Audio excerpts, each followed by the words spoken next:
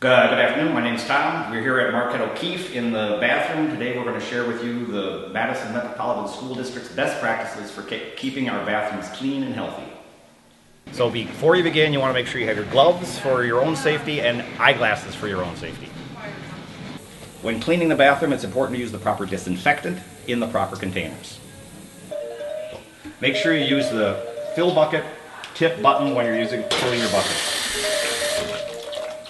Now we're about ready to start. We've got our chemicals in the proper buckets. We've got our paper products, paper towels, toilet paper. We've got a dust mop and a short broom. When entering the bathroom, it's important to make sure that there's nobody in the bathroom so that you don't surprise them, especially when going into the ladies' room. Custodian. So for me, the quickest way to clean a bathroom is to start from the ground up. I always begin with the trash.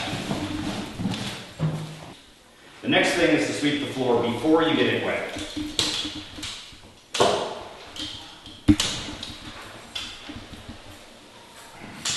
While you're sweeping, check your toilets if they're full, flush, and make sure you check for your paper products as you go around. Okay, so to avoid cross-contamination, always use two buckets. The red bucket is for your sinks and your paper products. The gray bucket is for the urinals and the toilets. For the sinks and the paper products, you can use a rag or a red-handled Johnny Rush.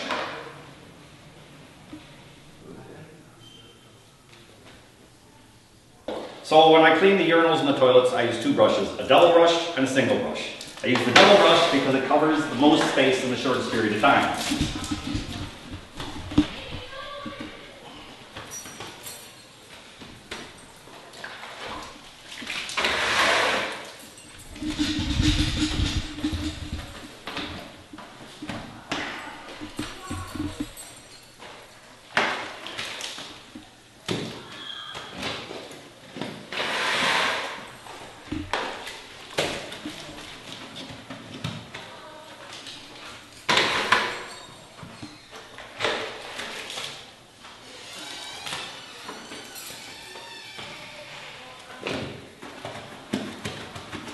Okay, so for the toilets, you want to start with a single brush so you can get down inside.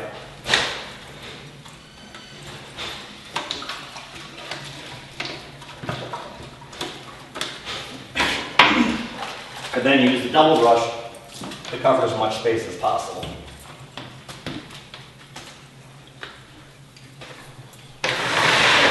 So at least once a week, but ideally every day, at least once a week you need to wipe everything down, but every day you're going to check and make sure that your touch points are clean. If you see some dirt, wipe it down.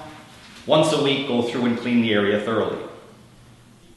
Okay, so next for me is paper product dispensers, both inside the toilets and outside.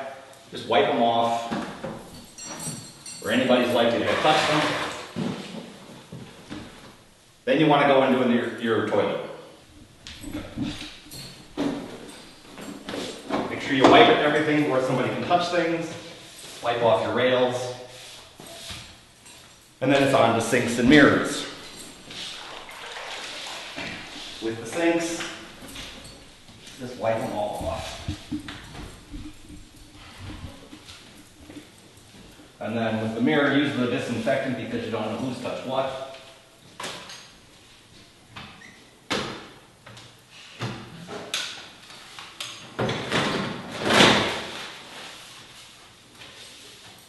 And there you go. When cleaning a sink, just make sure that you get everything, including the fixtures and behind.